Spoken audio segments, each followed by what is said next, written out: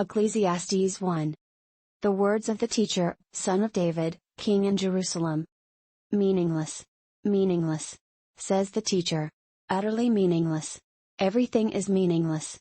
What does man gain from all his labor at which he toils under the sun? Generations come and generations go, but the earth remains forever. The sun rises and the sun sets, and hurries back to where it rises. The wind blows to the south and turns to the north, round and round it goes, ever returning on its course. All streams flow into the sea, yet the sea is never full. To the place the streams come from, there they return again. All things are wearisome, more than one can say. The eye never has enough of seeing, nor the ear its fill of hearing.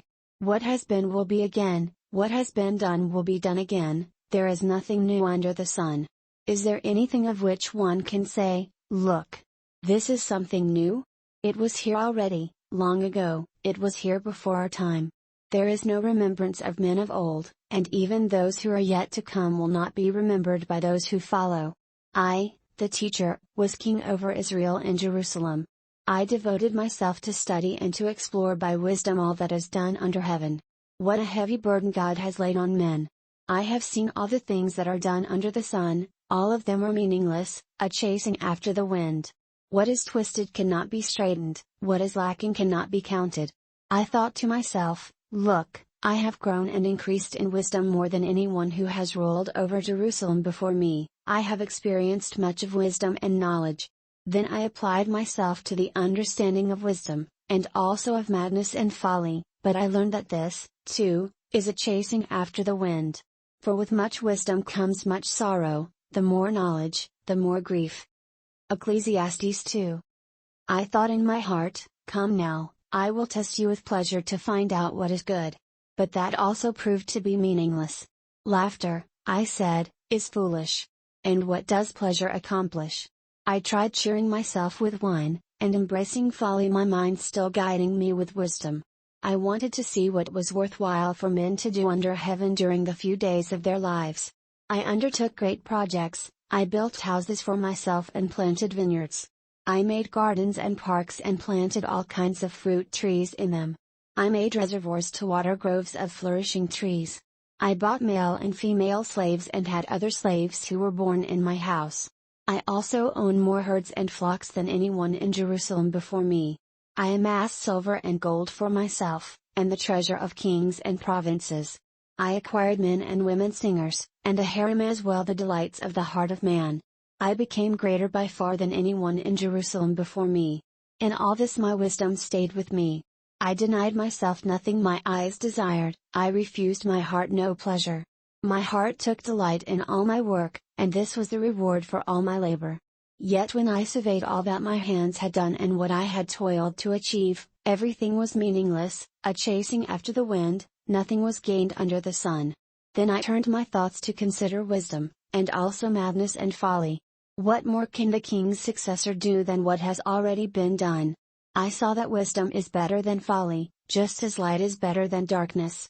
The wise man has eyes in his head, while the fool walks in the darkness, but I came to realize that the same fate overtakes them both. Then I thought in my heart, the fate of the fool will overtake me also. What then do I gain by being wise? I said in my heart, this too is meaningless. For the wise man, like the fool, will not be long remembered, in days to come both will be forgotten. Like the fool, the wise man too must die. So I hated life, because the work that is done under the sun was grievous to me.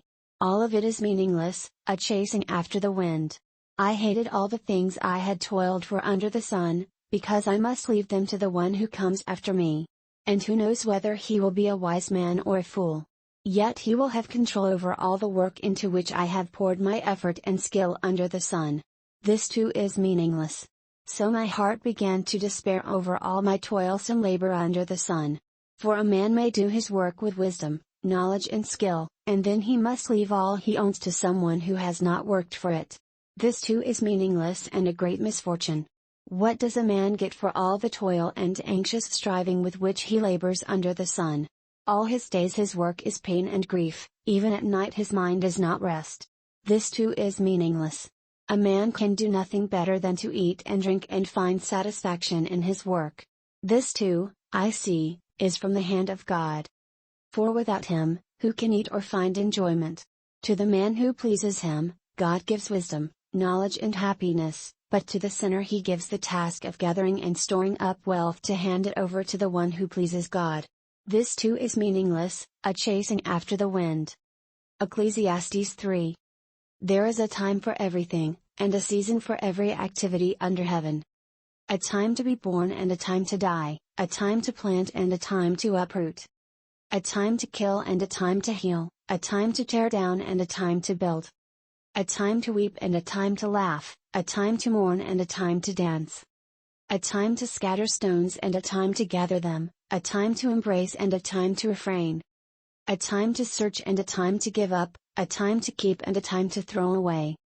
A time to tear and a time to mend, a time to be silent and a time to speak. A time to love and a time to hate, a time for war and a time for peace. What does the worker gain from his toil? I have seen the burden God has laid on men. He has made everything beautiful in its time.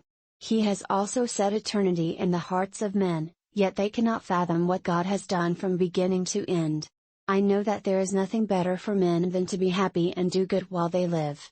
That everyone may eat and drink, and find satisfaction in all his toil, this is the gift of God. I know that everything God does will endure forever, nothing can be added to it and nothing taken from it. God does it so that men will revere Him. Whatever is has already been, and what will be has been before, and God will call the past to account. And I saw something else under the sun, in the place of judgment wickedness was there, in the place of justice wickedness was there.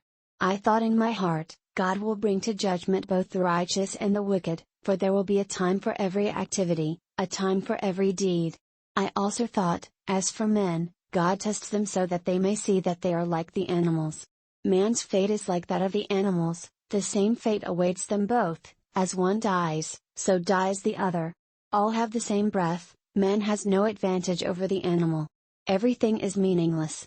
All go to the same place, all come from dust, and to dust all return. Who knows if the spirit of man rises upward and if the spirit of the animal goes down into the earth?